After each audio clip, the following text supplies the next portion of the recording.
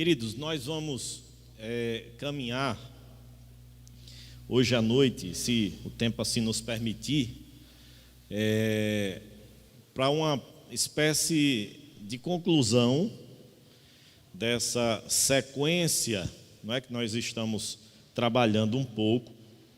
Se não der tempo hoje, a gente então finaliza na próxima quinta-feira, mas a intenção minha é que a gente dê uma espécie de arremate, de conclusão, de revisão sobre tudo aquilo que a gente vem refletindo sobre a questão da treliça e da videira, certo? E, queridos, nós lemos inicialmente o texto de Mateus, capítulo de número 28, do 18 ao 20, que é a grande comissão. Aquele momento em que Jesus dá a missão que os seus discípulos deveriam evidenciar, praticar, viver. E aí a gente tem pensado e trabalhado sobre essa ideia, não é, nesses últimos meses que nós temos pensado sobre a treliça e a videira. Agora, eu queria introduzir, irmãos, fazendo uma pergunta. E a pergunta que eu queria fazer é: há alguma conexão entre aquilo que nós estamos estudando aqui na quinta-feira e aquilo que nós estudamos no domingo à noite, especialmente domingo passado, Neemias capítulo 3? Há alguma conexão?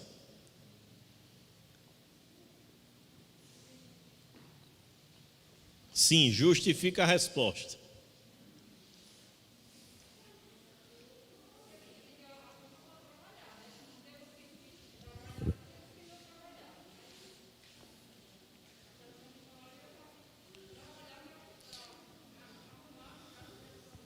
Isso, porque uns estavam trabalhando. Mas qual foi o tema do sermão domingo à noite?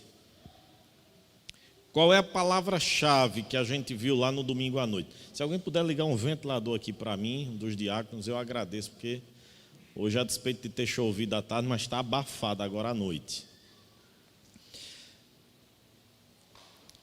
E aí, irmãos, qual a conexão que a gente pode fazer de domingo à noite com hoje, ou com essa temática que a gente tem estudado na quinta-feira?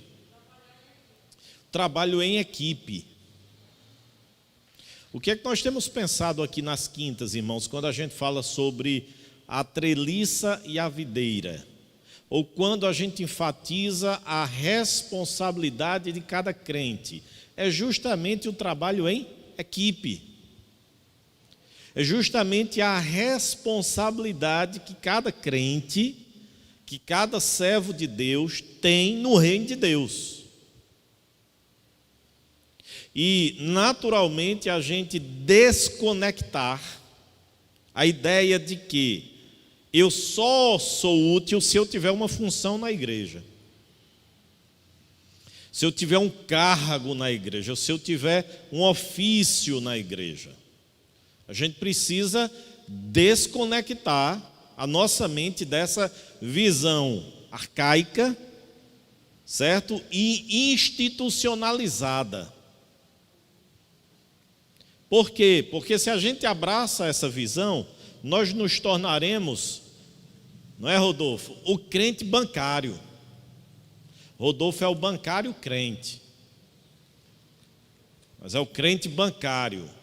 Ou seja, é aquele que só vive para sentar no banco da igreja, que não tem nenhuma utilidade, mas não é porque ele não tem responsabilidade, ofício e cargo e função na igreja. É porque quando ele sai daqui, a sua responsabilidade de discípulo, fazendo outros discípulos, de uma certa maneira ela acaba. Ela inexiste. Então, há inutilidade nos dois aspectos. E a gente também, por outro lado, não pode pensar que, por termos um cargo e uma função na igreja, nós estamos desconectados da responsabilidade externa que cada um tem. Então, esse é o ponto que nós temos aqui pensado. Aí eu queria trazer à memória dos irmãos, porque... joga a tela lá, Simone, por favor. A gente viu, né, aquela parte lá, esse quadro a gente já trabalhou, Pode passar, Simão. Pronto. A gente pegou duas palavras que o apóstolo Paulo utilizou para se referir a pessoas que estavam com ele. Essa equipe, Toninha, que Neemias tinha, que Moisés tinha, que Davi tinha, que Jesus teve, os 12 apóstolos e depois mais 70 e assim sucessivamente, que Paulo teve, que Pedro teve. Equipe, gente, e a gente usou aqui, pegou duas palavras de Paulo. A primeira foi cooperadores. Aí a gente foi lá para Romanos capítulo 16, 1 Tessalonicenses capítulo 3, versículo 2, Filipenses 2, 25, 4, 2 e 3, quando nesses textos a gente percebe Paulo trabalhando de forma colegiada. O que é trabalho colegiado? É trabalho em equipe, é trabalho cercado de pessoas. E a gente viu, irmãos, que Neemias tinha na sua mão gente com muitas diferenças geográficas, diferença de gênero, diferença de poder aquisitivo, socioeconômica, diferença intelectual, de formação. A igreja, ela é essa diversidade. Por isso, irmãos, que eu me preocupo quando algumas igrejas, elas recebem uma pecha, ou elas recebem um rótulo. Igreja dos ricos, igreja dos pobres, igreja dos negros, igreja dos homens, igreja das mulheres. A igreja de Cristo. A igreja, ela não pode ser rotulada. Por quê? Porque pressupõe que nela vai ter rico, vai ter pobre, vai ter mulher, vai ter homem, vai ter gente analfabeta, vai ter doutor. Mas essa diferença, ela é superada pelo propósito que torna-se único, a glória de Deus. No caso da gente aqui, essa temática que nós temos trabalhado, fazer outros discípulos. Então Paulo trabalhava de forma colegiada, tinha gente, tinha cooperadores, pessoas que estavam de fato ao lado dele, junto dele, contribuindo, colaborando. Claro, cada uma com funções distintas, com responsabilidades diferentes, com habilidades diferentes, mas igualmente importantes. E aí depois a gente viu Paulo usando uma outra terminologia que foi ministros. E aí Paulo se referiu a Colossenses, no capítulo 1, versículo 7, citando Epáfras, citando Tíquico, citando Arquipo, citando Timóteo. Esses personagens que Paulo utilizava como ministros. E aí, claro, irmãos, aqui a ideia da expressão ministro é realmente uma ideia muito mais associada à responsabilidade pastoral, de liderança. Mas não menos importante do que os cooperadores, que Paulo citou uma lista em Romanos 16 e outros textos mais. Aquele princípio que a gente está trabalhando aqui no domingo de manhã, sobre a liderança masculina e a submissão feminina, entendendo que ali está o modelo de Deus, o princípio de Deus, em que a liderança, em que o governo do lar e da igreja é exercido pelos homens, mas as mulheres, não menos importante, também desempenham funções no reino de Deus, debaixo da autoridade do governo, do direcionamento masculino, mas não menos importante. Então, irmãos, Paulo usa essas duas expressões, e essas duas expressões nos levam à conclusão de que o trabalho do Senhor, ele deve ser feito em equipe, em coletividade, um ajudando ao outro. Aí a gente tem lá o princípio que eu queria pensar com os irmãos. Vamos ler lá o princípio, qual é? O princípio é o mesmo, qual? A melhor maneira de edificar uma congregação cheia de discípulos, que fazem discípulos, é reunir, treinar um grupo de cooperadores para trabalhar com você. O princípio é o mesmo. É lá de Neemias, é lá de Moisés. Quando Moisés vivenciava aquela crise existencial de liderança terrível, e foi aconselhado a dizer: Moisés, você não tem como carregar tudo sozinho não, Moisés. Divida a responsabilidade, divida as tarefas, divida os trabalhos. Só chega ao seu conhecimento aquelas causas mais preocupantes, maiores.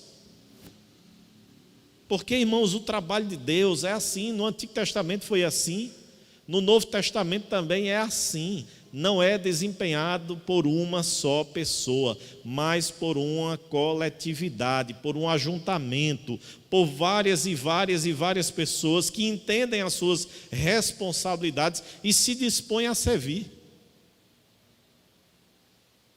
Agora, irmãos, quando a gente lê, edificar uma congregação cheia de discípulos, que fazem discípulos, é reunir e treinar um grupo de cooperadores. Eu sempre gosto de fazer essa pergunta, quando a gente fala sobre divisão de responsabilidade, divisão de trabalho, no Antigo Testamento, no Novo Testamento, aquelas pessoas que se envolvem no reino de Deus, no trabalho do Senhor, são pessoas ociosas, não vou usar o termo pejorativo, vagabundos, não é? Mas pessoas ociosas, ou seja, pessoas que não trabalham, que não estudam, que não têm afazeres domésticos, que não têm as suas responsabilidades.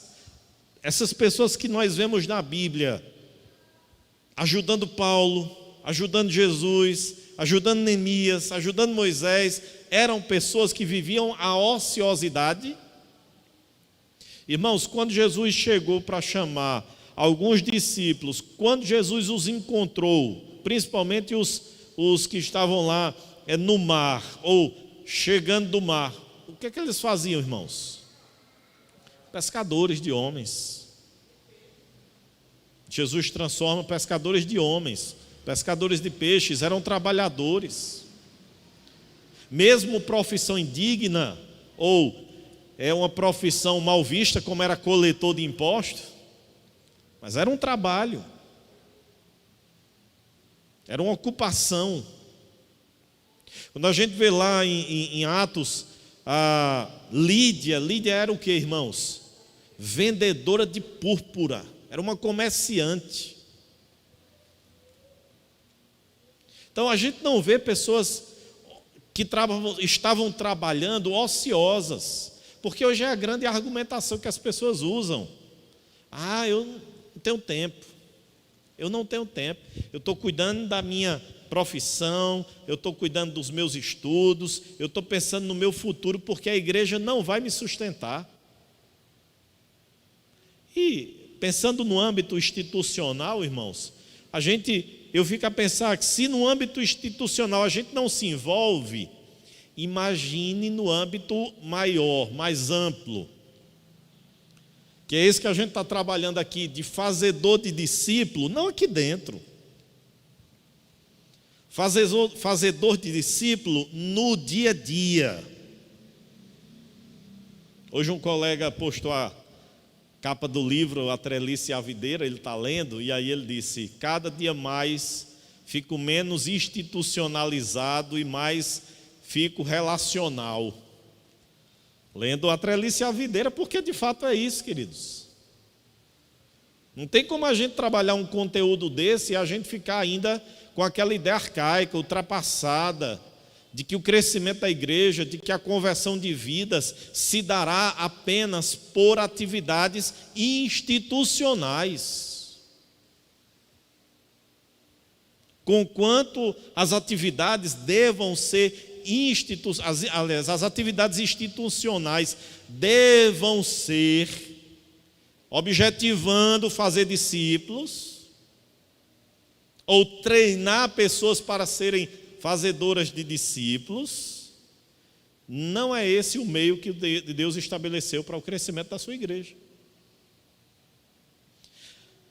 Quando eu falo institucionalizadas, irmãos, atividades institucionalizadas é o quê? A igreja Só vai se converter gente quando a igreja estiver fazendo culto relâmpago.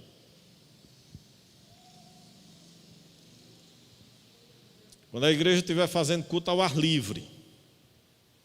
Quando a igreja fizer uma cruzada. Quando nós trouxermos um preletor de fora no aniversário da igreja e a gente fizer e trouxer visitantes. Segunda-feira, quando a gente fizer o evento das mulheres. Só nessas atividades? Só nesses momentos? Na verdade, eu acredito, queridos irmãos, que nós devemos até repensar as nossas atividades mesmo. Porque as nossas atividades institucionalizadas, elas devem ser intencionais, objetivando alcançar o não salvo. Mas o que é que a gente prefere? A gente prefere ficar aqui, né? Aquele crentezão gordo, não é? Cheio, cada vez mais se enchendo, discutindo teologia, aprendendo, conhecendo. Mas quando passa da porta, é um nanico, desnutrido, porque não coloca toda aquela gordura, toda aquela massa, todo aquele peso que adquiriu na igreja, externamente, no seu dia a dia, no convívio com a sua família, no convívio com os seus colegas de trabalho. Esse, irmãos, é o único caminho do crescimento saudável da igreja do Senhor Jesus. É quando discípulos fazem outros discípulos. Enquanto nós ficarmos esperando apenas as programações institucionalizadas, nós teremos um crescimento, sim, porque o Senhor vai salvando os seus, mas um crescimento minguado. E não só numericamente, viu, irmãos?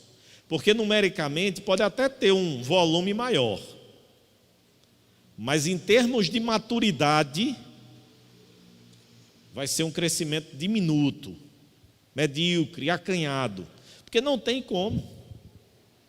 Não tem como a maturidade se dar de forma coletiva, de forma no atacado. A maturidade se adquire e se dá no varejo, no dia a dia, no corpo a corpo, na individualidade, nas experiências da vida. Eu acho que a gente precisa deixar de cantar uma música aqui na igreja, rompendo em fé. Não porque eu entenda que ela tenha, embora tenha uma frasinha ou outra lá um pouquinho complicada teologicamente, mas não porque eu entenda que é uma música com teor de teologia errado, não. É porque nós talvez não tenhamos compreendido o que ela diz, não é? Porque ela diz assim: cada vez que a minha fé é provada, o Senhor me dá uma chance de crescer um pouco mais. As montanhas e vales, desertos e mares me fazem o quê? Os irmãos, vocês lembram dessa música ou eu estou vagueando aí no campo das ideias e os irmãos estão em outro mundo? Hã? Vamos lá, lembrem aí da música. Cada vez que a minha fé é provada, tu me dás o quê, irmãos? Chance de crescer um pouco mais. As montanhas e vales, desertos e mares fazem o quê? Que atravesso me fazem o quê? Para perto de ti, me levam para junto de ti. Eu citei aqui aos irmãos que Davi foi um homem segundo o coração de Deus, não porque ele foi inerrante. Não porque Davi foi um homem... Irmãos, quando a gente olha os personagens bíblicos, do ponto de vista humano, não tem um que você diga assim: rapaz, que cara, dele mesmo, naturalmente. Porque você olha para Abraão e você diz assim: Abraão foi o pai da fé, lá em Hebreus 11, na galeria da fé. Aí Abraão vai, 2 vezes Abraão fez o quê, irmãos? Mentiu. Por que Abraão mentiu?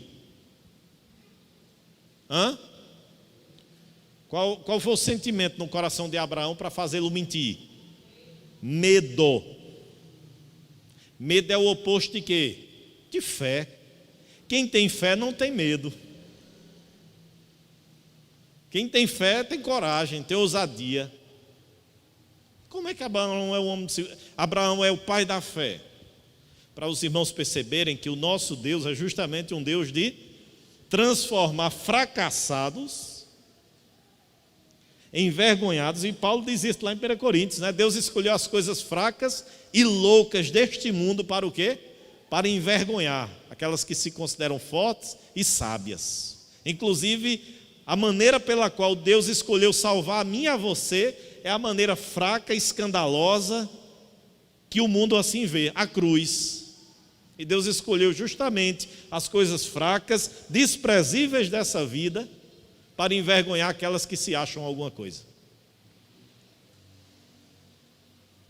Aí a gente fica olhando aí e fica pensando, como é que a gente compreende toda essa mensagem e na atualidade a gente ainda deixa o nosso coração se encher de legalismo, de vaidade, de soberba, de orgulho, de presunção, de que a gente é melhor do que A, do que B, de que a gente é mais santo do que A, do que B, de que Deus nos escolheu porque de certa maneira a gente tinha alguma coisinha boa para oferecê-lo, quando a Escritura diz que todos nós somos pecadores. Aí Davi, e aí você vai vendo outro, Jeremias, quando o Senhor chamou, o Senhor não me mande não, eu sou jovem demais, eu não tenho condições. Percebem, irmãos, como Deus pega justamente pessoas fracas, como eu e como você, para envergonhar aquelas que se acham fortes, que se acham sábias, e nos capacita, e nos abençoa, e nos usa. Aí Paulo diz assim, porque o poder de Deus se aperfeiçoa aonde? Na nossa fraqueza, porque quando eu sou fraco, é que eu sou forte.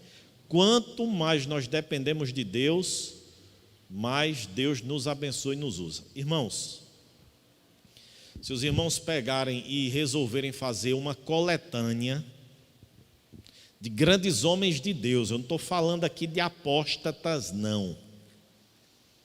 Que um fracasso e uma queda não torna um homem de Deus não homem de Deus. Mas se os irmãos pegarem a biografia de grandes homens de Deus, e que fracassaram e que caíram moralmente em algum momento da vida, todos eles vão dizer a mesma coisa. Eu caí no melhor momento da minha vida. Por quê? Porque foi nesse melhor momento da vida que muitos deles acharam que poderiam viver e caminhar sem a bênção de Deus, que era Ele. Esse é o grande perigo, irmãos, para a gente cair e fracassar, e quando a gente começa a confiar na gente.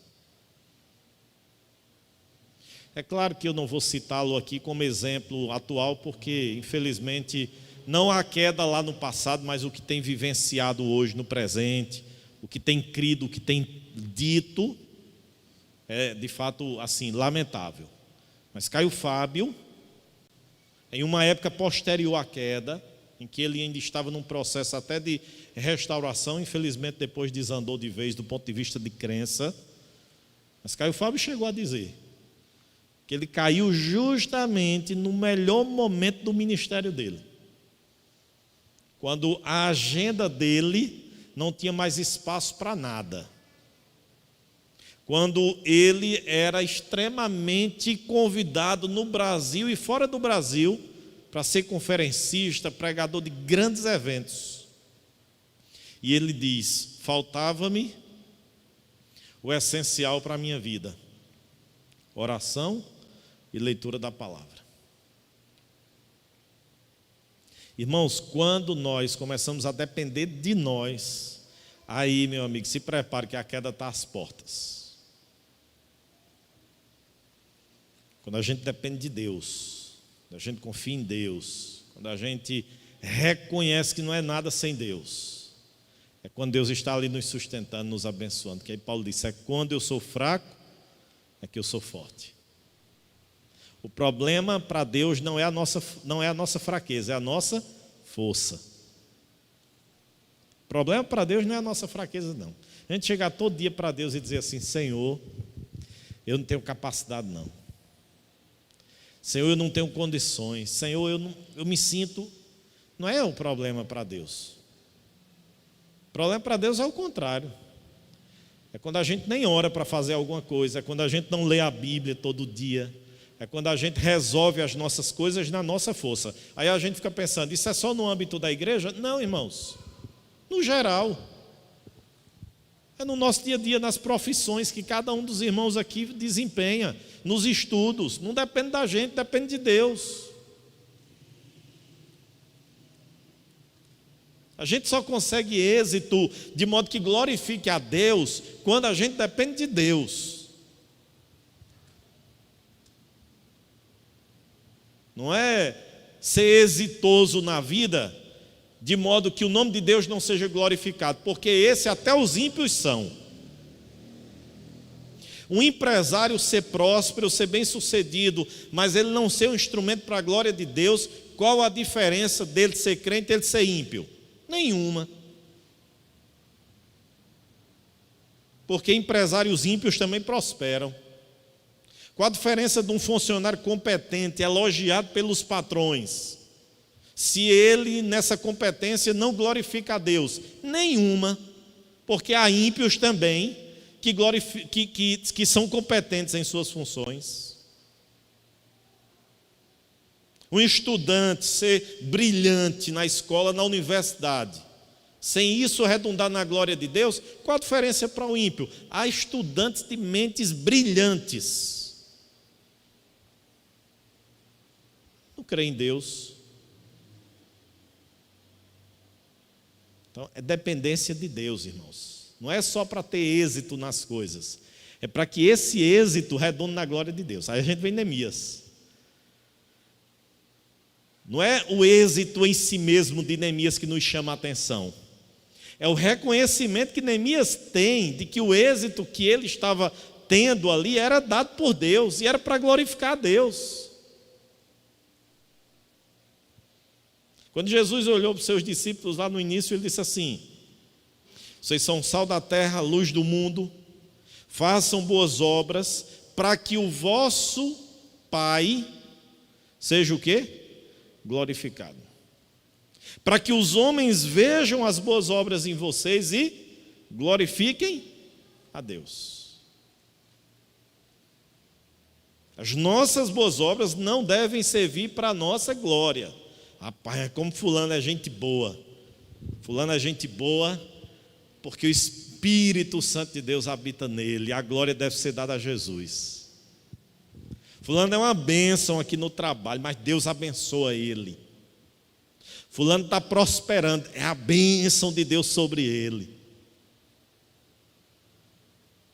Entende, irmãos? É a gente compreender e contemplar que a nossa vida é para a glória de Deus, para o louvor do Senhor. Então, irmãos, a melhor maneira de edificar uma igreja é justamente quando nós temos pessoas que se tornam cooperadores, pessoas que ajudam, são treinadas para isso e fazem outros discípulos. Aí eu quero, para a gente fechar essa parte, eu quero passar para vocês uma sequência de imagens para que vocês percebam a diferença de um trabalho unilateral para um trabalho coletivo em equipe, certo? Vamos lá, Simone, olha aí, ó. Primeira figura, pastor / pastores. Aí se pressupõe de fato eu, que sou ordenado, que fui consagrado, que sou remunerado pela igreja, certo? Ou se a igreja tivesse condições de ter um pastor auxiliar, 2, 3, como tem igrejas aí que tem muitas. Tem muitos, não é? Não, pode segurar lá, Simone. Aí você vê pastores ou pastor, olha aí a quantidade de gente. Aquilo que a gente estava trabalhando lá, irmãos. Pastor bem intencionado, doido para trabalhar, querendo ver a igreja crescer, mas ele sozinho para treinar e para atender, para assistir uma demanda enorme na igreja. Olha como é a situação dele. Vai ficar alguém de fora ou não vai? Vai ficar alguém chateado ou não vai? Pastor visitou fulano e não me visitou. Pastor cuida de cicrano, mas não cuidou de mim. É assim ou não é? É assim, irmãos. É assim a minha vida. A vida de um pastor é assim. O pastor gosta de fulano, mas não gosta de mim. Já visitou fulano várias vezes, aqui nunca veio. Essa é a ideia aí, ó. Pastor / pastores, né? São os pastores ordenados que estudaram, alguns que são remunerados pela igreja, mas que tem, ó, esse povo todo para evangelizar, para acompanhar. Aí não tem como, aí o que é que eu vou terminar fazendo? Vou fazendo aqui no atacado. É suficiente? Não. Não é suficiente. Não é por várias razões. Primeiro, porque nem todo mundo vem. Nem todo mundo vem para o culto, nem todo mundo vem para os trabalhos da igreja. Segundo, aqueles que vêm, a maioria não é frequente. E você não tem como ter essa interação. Às vezes eu brinco aqui com Toinha, né? Quando eu faço uma pergunta e Toinha já de pronto responde, e eu brinco com ela, eu digo, Toinha, deixa os outros interagirem. É nesse sentido, porque às vezes aqui o tempo é curto. Então não dá para a gente interagir, não dá para a gente dialogar, não dá para a gente solucionar todas as dúvidas. Então eu vou fazendo aqui o trabalho no atacado. Quando vou para um treinamento, ainda assim é no atacado, porque eu tenho que colocar numa turma 10, 15, 20 pessoas, porque eu não tenho como dar um curso individual a cada um. Vamos mais?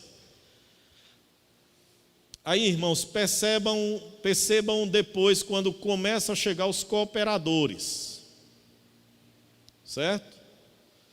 Já a gente está lá no ciclo, né? Naquelas 4 etapas lá do crescimento evangélico: evangelização, acompanhamento, crescimento e treinamento. Já começa a ter gente lá, ó, para ajudar. E vai para a última imagem, Simone. Isso. Aí olha a diferença agora, irmãos. Né? Aí olha a diferença. Né? Pastor ou pastores, mais cooperadores, com um público, com uma multidão lá imensa, certo? Aí vai lá para o treinamento, ó, passou por todas as etapas, vem para o treinamento. Do treinamento, ó, como é que elas estão? Aumentando, engrossando a fileira daqueles que estão com o pastor ajudando. E isso se torna, irmãos, retroalimentado. Esse ciclo aí vai sendo retroalimentado. Eu até brinquei esses dias, né? Fazendo a comparação com a Covid-19. Diz que essa nova cepa que está circulando agora, ela tem um grau de contaminação maior. Porque a primeira diz que uma pessoa pode contaminar até 3. Essa nova cepa, ou seja, essa variante da Covid-19, uma pessoa pode contaminar até 10. Aí eu estava refletindo, questão do discipulado. Já pensou se fosse assim, né? Uma pessoa fizesse pelo menos 10 discípulos, né? Para o ruim, para coisa ruim, para disseminar um vírus para 10 pessoas, a gente consegue. Mas para coisa boa, para disseminar o evangelho, a palavra de Deus para 3, a gente às vezes não consegue. Para 1 a gente não consegue. Para 1. Irmãos, tem gente ainda hoje na igreja perguntando o que é o 1 mais 1. Que não é nenhum grande projeto, é apenas uma maneira que eu refleti durante a pandemia de despertar isso aqui, na membresia da igreja, na evangelização, fazer discípulos. É lá, ó. É para essa imagem, irmãos, que eu sonho um dia a gente chegar. A gente está caminhando para ela. A gente já melhorou muito, a gente já evoluiu, a gente já avançou. Aquilo que eu disse aos irmãos, à medida que eu fui lendo a Trelice e a Videira, eu fui percebendo que, claro, porque elas são, a Trelice e a Videira é baseada em princípios bíblicos. Então, mesmo sem ter esse material em mãos, mas eu louvo a Deus porque Deus teve misericórdia da minha vida e foi me ajudando a colocar alguns princípios em vigor. E graças a Deus que a gente não está no ideal, mas a gente está caminhando para lá. A gente já tem hoje pessoas que estão, e que eu me sinto como cooperadores, pessoas que estão me ajudando, que estão me auxiliando, que estão me apoiando. Mas a gente precisa de mais. A gente precisa de mais. A demanda de trabalho é grande. A gente precisa de mais gente.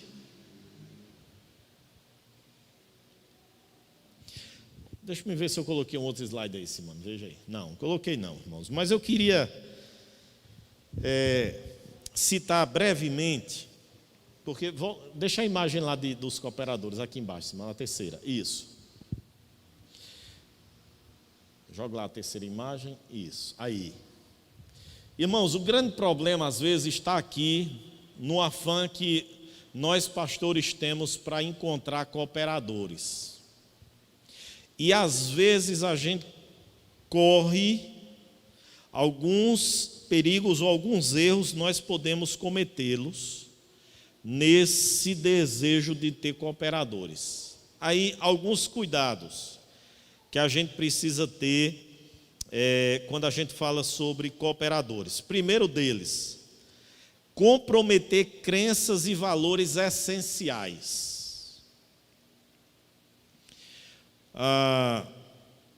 Um pastor, a liderança da igreja, um conselho da igreja, no afã de ter cooperadores, ele não pode comprometer crenças e valores essenciais. O que é isso, irmãos? O que é isso?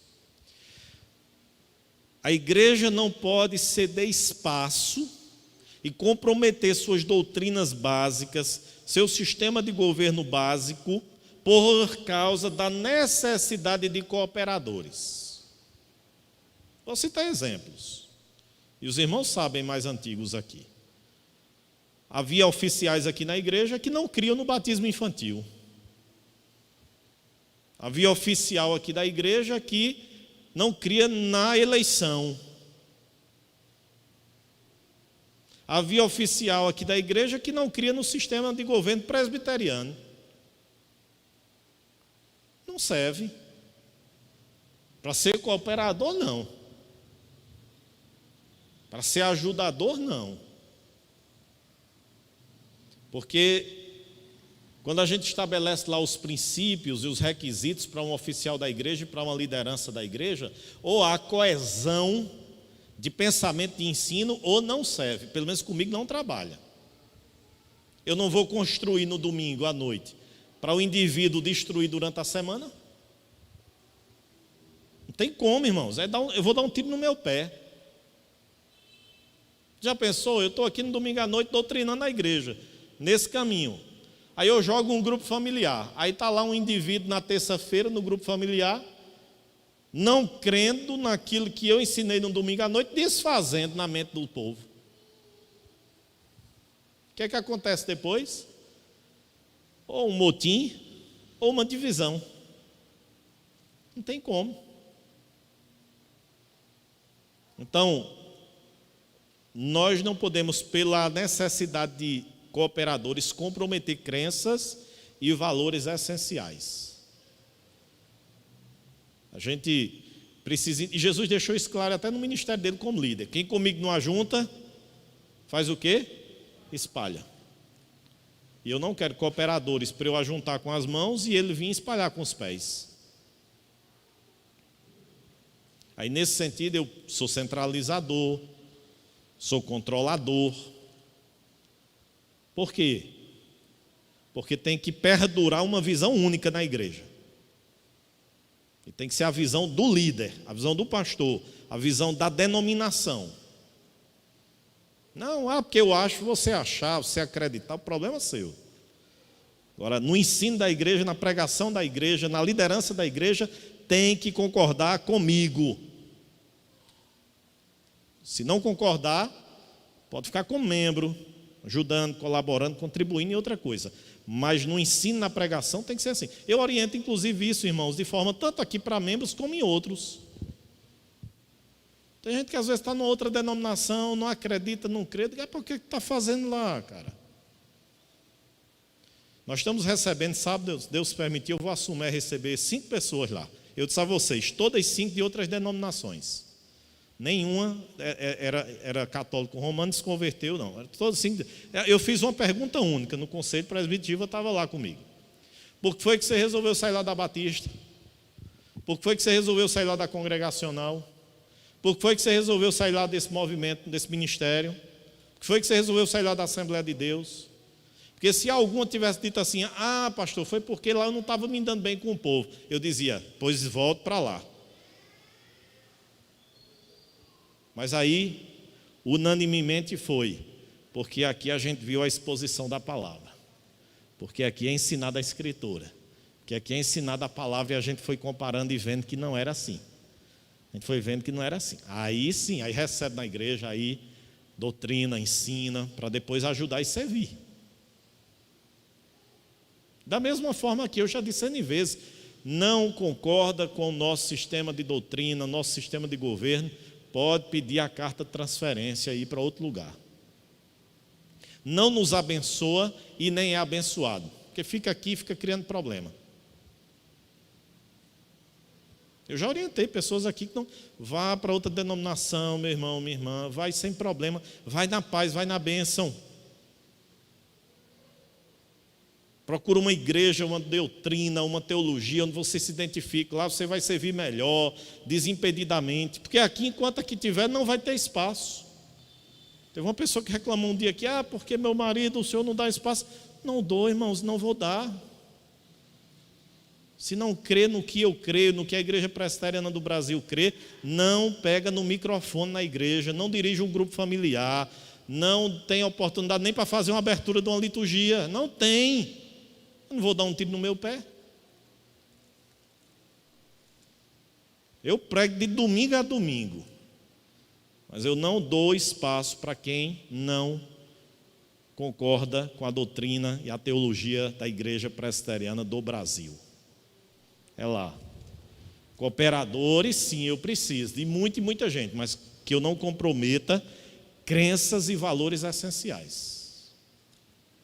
Por isso que eu tenho muita dificuldade com o grupo familiar.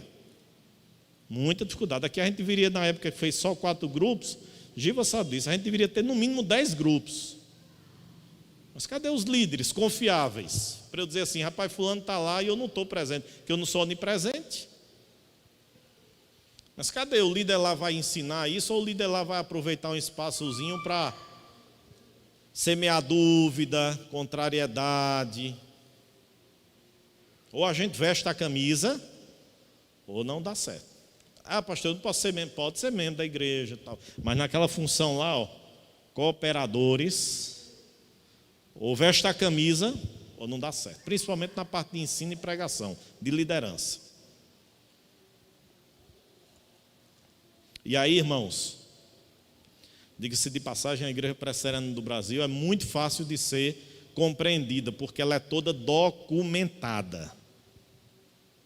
Doutrinariamente está lá, confissão de fé de Westminster. Confissão tal, que neopuritano tal usa, ou que fulano de tal usa, problema lá. A da IPB é confissão de fé de Westminster, inclusive com uma peculiaridade brasileira. Catecismo Maior de Westminster, breve catecismo. Princípios de liturgia. Tem lá documento da IPB. Porque eu não concordo. Problema seu se você não concorda. Aqui a denominação é essa. Princípios de liturgia da IPB. Tem isso. Forma de governo. É desse jeito. Nunca me esqueci de uma pessoa que a gente convocou para uma assembleia extraordinária à igreja com 8 dias. Por quê? Por que essa assembleia com 8 dias? Eu disse, porque a Constituição da Igreja Presbiteriana do Brasil diz que o Conselho pode convocar uma assembleia extraordinária até com 8 dias de antecedência. Então, é muito fácil, é só ler, só pesquisar, só ser, ler os documentos da IPB. Aí você compreende a igreja e você sabe onde é que a gente está indo. E aí, irmãos, eu louvo a Deus porque a nossa igreja está dentro daquilo que eu chamo sempre de equilíbrio. E aí, quando eu chamo de equilíbrio, aí eu cito Igreja Presbiteriana de Pinheiros, que se assemelha à nossa, ou que nós nos assemelhamos a eles, certo? Primeira Igreja Presbiteriana do Recife, Igreja Presbiteriana das Graças, no Recife, que são igrejas que você vai vendo que a nossa tem muitas e muitas e muitas semelhanças. Nem está pentecostalizada mais, já foi, não está mais, graças a Deus por isso. e nem estamos também no outro extremo radical, neopuritano. E nem vamos para lá. Então, esse é um ponto, irmãos. Cooperadores não podem comprometer crenças e valores essenciais. Segundo, impressionar-se com aparência acima de conteúdo. Irmãos, eu não me impressiono com aparência, não. Eu citei para vocês aqui, eu estava conversando com um colega pastor esses dias lá em Sumé, e ele relatando uma situação lá da igreja dele. E eu até brinquei, porque quando ele terminou, eu disse assim: tu está falando lá de Monteiro, é? Ele disse: não, pai, estou falando lá de João Pessoa. Eu disse: porque é a mesma coisa. Eu cheguei, quer impressionar com aparência, sabe? Com discurso, com impostação de voz. Não cola. Conteúdo, firmeza, solidez na palavra. Ignorar o histórico da pessoa. Irmãos, pense num erro que a gente comete nas igrejas. Ignorar o histórico. Quando você recebe principalmente membros de outra igreja. Pai, como era lá? Foi que aconteceu lá? É bom saber o histórico, porque é tendencioso a mais cedo ou mais tarde fazer a mesma coisa ou pior do que fez na anterior.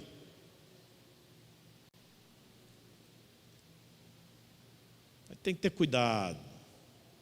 O histórico da pessoa fala muito, e a gente não pode ignorar o histórico da pessoa.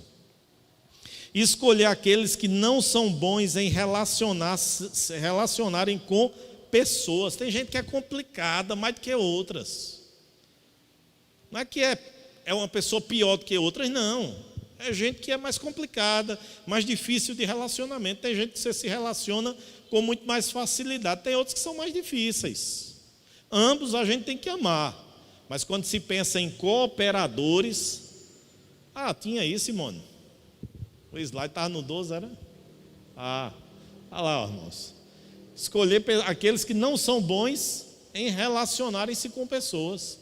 Cooperadores têm que serem bons de relacionamento. Serem pessoas que lidam, que convivem. E aí, irmãos, relacionamento é complicado. Relacionamento é complicado, é difícil. Eu acho interessante que a gente olha para a igreja do presente e a gente faz alguns comentários como se as igrejas do passado, especialmente as igrejas bíblicas, da Bíblia, elas não fossem também tão complicadas como as nossas. E são, irmãos, e eram.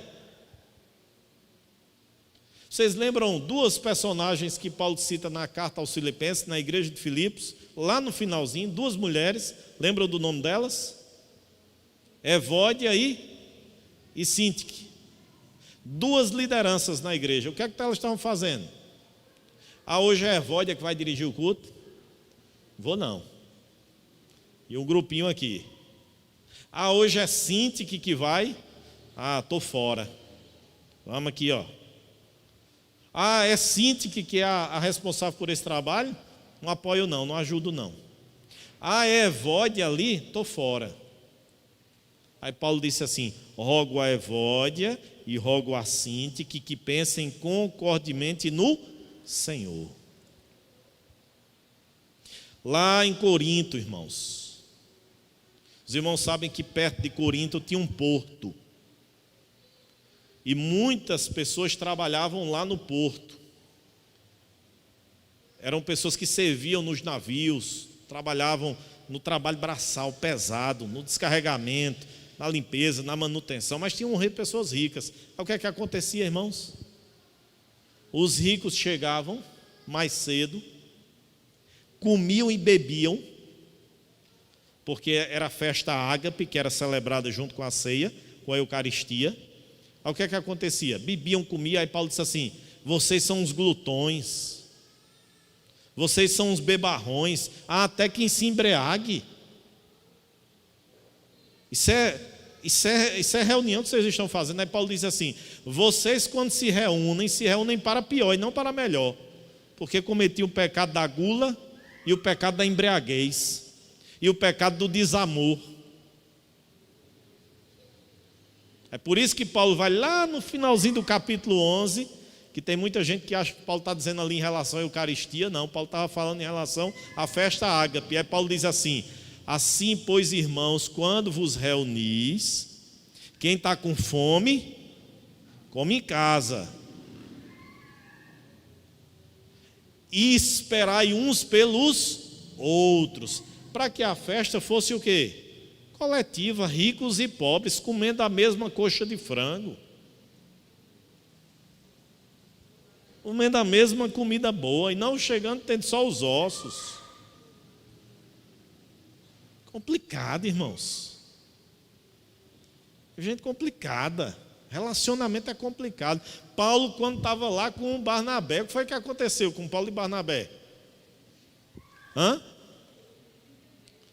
Foi um desentendimentozinho besta, Toninha? Foi um desentendimento a ponto deles não conseguirem seguir mais juntos. Paulo teve que ir para um lado, Barnabé teve que ir para outro. Agora, qual a diferença, irmãos? Aí vem crescimento evangélico, maturidade. Paulo sentar com Barnabé: Barnabé, vamos resolver nosso problema. Eu errei. Paulo, disse Barnabé, eu errei também, me perdoe. A gente está no mesmo barco, meu irmão, a gente está no mesmo caminho, vamos nos ajudar. João Marcos, você foi fraco lá no começo, rapaz, e por causa de você eu briguei com Barnabé, mas João Marcos, chega aqui, me dê um abraço. Vamos caminhar junto, João Marcos. Vamos trabalhar junto, é o reino de Deus, é a obra do Senhor. Me faça companhia, João Marcos. Entende, irmãos? Maturidade. Isso é maturidade, é a gente ter dificuldades no relacionamento, porque os relacionamentos são dificultosos mesmo, mas a gente tem maturidade de resolver, de esclarecer, não o contrário, não a gente ficar intrigado, não a gente não cumprimentar as pessoas, não a gente manter o nosso coração cheio de ódio, não a gente andar na rua dando rabisaca, virando o rosto. Isso é imaturidade, isso é carnalidade. E a gente precisa melhorar na arte dos relacionamentos, que é difícil. Então, naturalmente, relacionamento é difícil. Ontem eu estava ouvindo uma pessoa, fui fazer um serviço lá em casa, e aí ele disse assim: pastor, às vezes eu tenho vontade de seguir nesse outro ramo. Eu disse: por quê? Aí disse: não, porque olha, eu trabalho com a equipe de tantas pessoas, mas pastor, tem dia que eu estou sem aguentar. Aí eu disse: mas você sabe que se você for para esse outro ramo, mesmo que você lide só com máquinas, um dia uma máquina dessa vai dar um problema, você vai precisar levar essa peça para onde? Para um torneiro mecânico, para um mecânico, para ele consertar. E aí você vai depender sempre de alguém, você vai ter que se relacionar sempre com alguém. E inevitavelmente, meu amigo, a gente tem que conviver com pessoas. Inevitavelmente. Agora a gente precisa, a coisa boa é a gente descobrir o temperamento de cada pessoa, entender o jeito de ser de cada pessoa. É uma arte, é você compreender como se relacionar, como se dá bem. Tem gente que é mais fácil, tem gente que é mais difícil, tem gente que gosta de brincar, tem gente que não aceita brincadeira. Agora, para você descobrir tudo isso, é o convívio, é o dia a dia, é cometendo alguns erros, alguns deslizes, e você fazendo os devidos ajustes. Os devidos ajustes. Você sabe que aquela pessoa não gosta de brincadeira, então você trata ela normalmente, mas não brinca. Você sabe que aquele outro gosta de brincadeira, você brinca. E assim você vai aprendendo a lidar, a conviver com cada pessoa.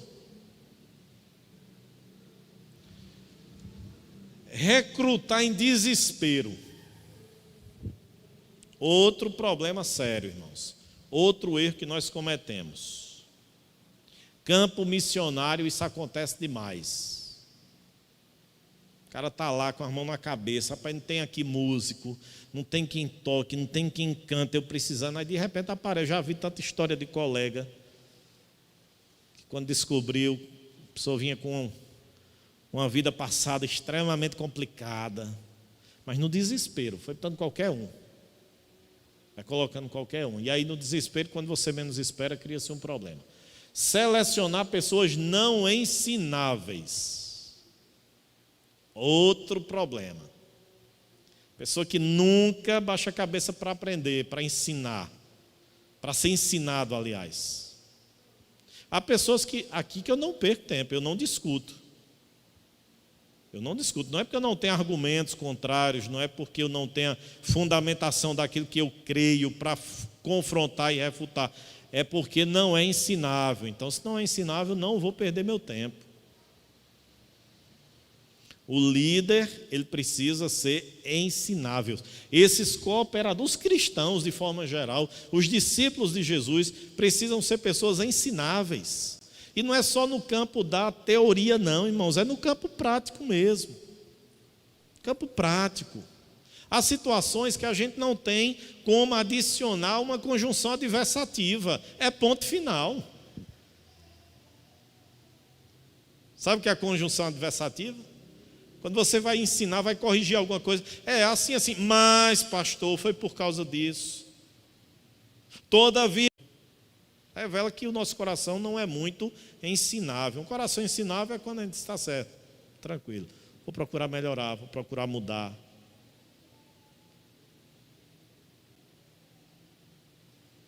É isso que a gente tem que fazer, irmãos. Escolher apoiadores conformistas, outro problema. Não, está bom demais desse jeito. Né? Pessoas que não são visionárias, que não têm projetos, que não têm metas, que não têm visões. Aquilo que eu tenho falado aqui na igreja, irmãos, eu poderia estar ali, conformado. Meu salário está chegando todo mês, direitinho. As contas da igreja estão sendo pagas rigorosamente em dia. Está tudo muito tranquilo, eu poderia estar aqui, irmãos, está de boa, se preocupar com o quê? Com o mundo lá fora. Eu estava partilhando com o pastor Hamilton esses dias, lá quando ele esteve em Sumé, eu disse, reverendo, é por isso que eu tenho muitos colegas que não investem em plantação de igreja, porque é dor de cabeça. Você já cuida de uma igreja local e ainda tem que assumir outra igreja, ainda tem que se preocupar com outro trabalho, captar recursos, parceiros, construir prédio, atrás de prédio para construir, em outra cidade, em outro lugar. Tem colegas que chegam, a igreja paga o salário dele direitinho, no final do mês, está bom demais. Eu vou me preocupar com o quê? Eu vou tentar mudar a igreja para quê? Meu salário não está chegando no final do mês? Aí eu não estou conformado não, irmãos. Sinto muito, não estou. Não estou, pelo contrário, extremamente inconformado com a situação que nós estamos. De nos despertarmos para trabalharmos, para fazermos discípulos nessa cidade. Foi para isso que Deus nos chamou. Foi só para receber o dinheiro no final do mês, não.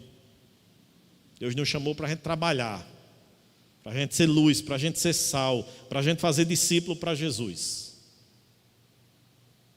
E tanto eu preciso estar incomodado, como vocês precisam estar incomodados. Os cooperadores, aqueles que estão ajudando, trabalhando, precisam estar inconformados. E por fim, convocar voluntários.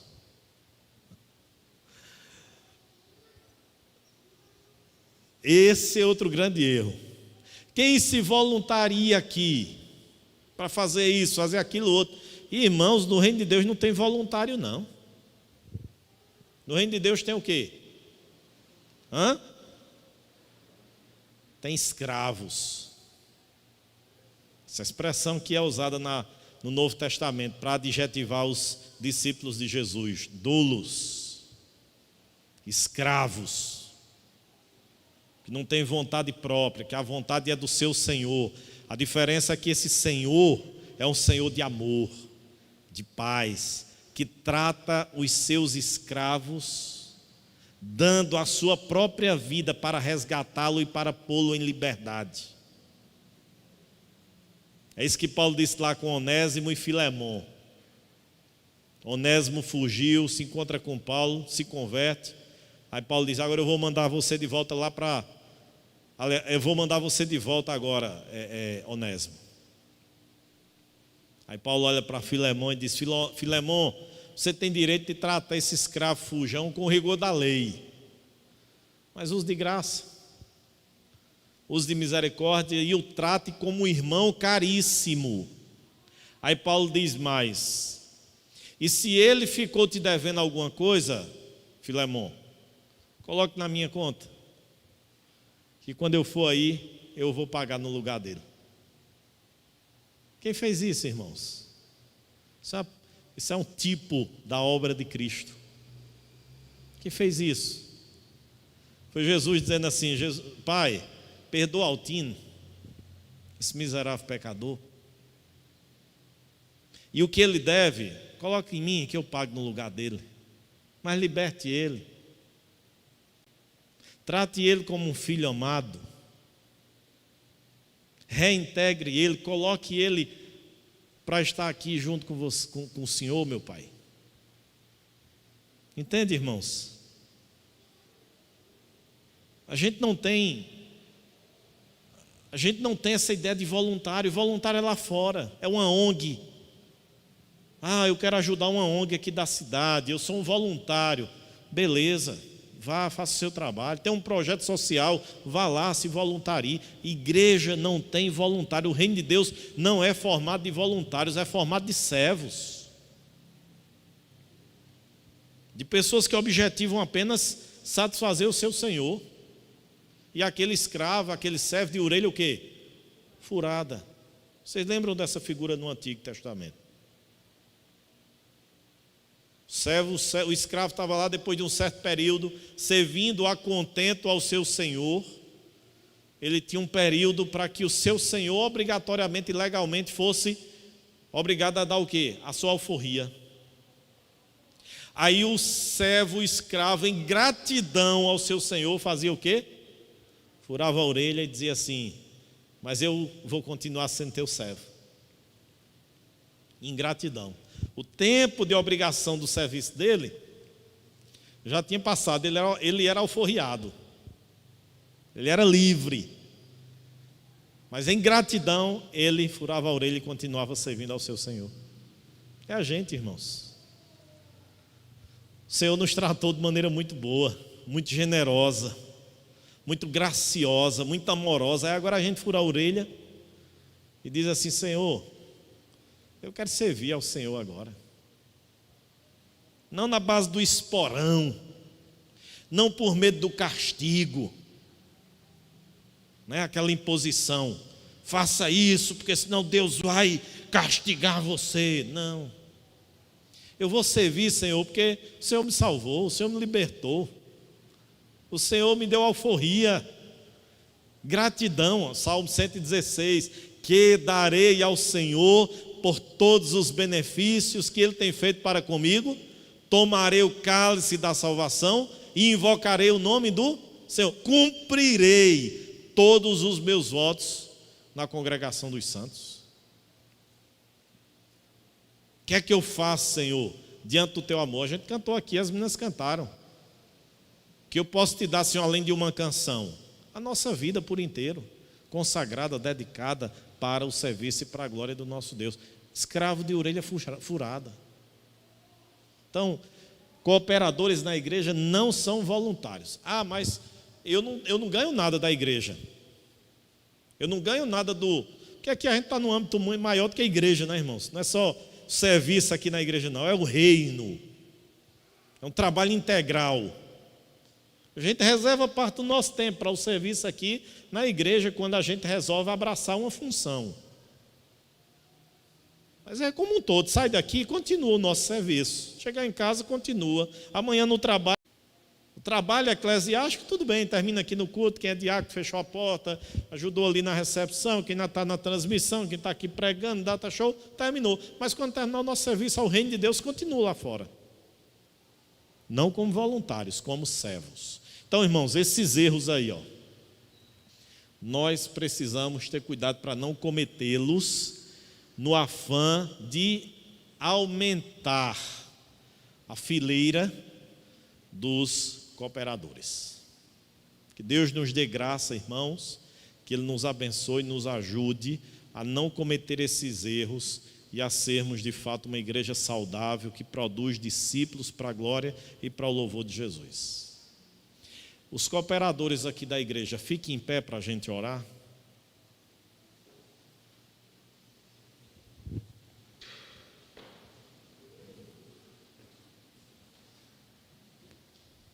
Os irmãos estão começando a entender. Estão começando a entender. Senhor, nós te louvamos, ó Pai, te agradecemos por essa oportunidade de refletirmos sobre a Tua palavra, sobre o Teu reino e sobre as nossas responsabilidades. Dá-nos graça, Senhor, para que todos nós aqui sejamos de fato cooperadores. Pessoas que trabalham fazendo discípulos para a glória e para o louvor do Teu nome. Que a nossa preocupação maior, Senhor, não seja apenas expansão denominacional. Que a nossa preocupação maior seja a expansão do Teu reino. Com homens e mulheres sendo libertas pelo poder do Teu Evangelho.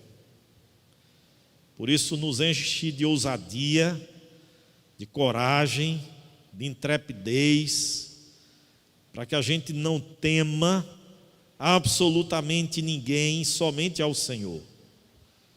Para que a gente se preocupe em obedecer a Ti, não aos homens. Nos ajuda, Senhor, e nos levanta nessa igreja como cooperadores, como discípulos, como servos, como escravos de orelha furada,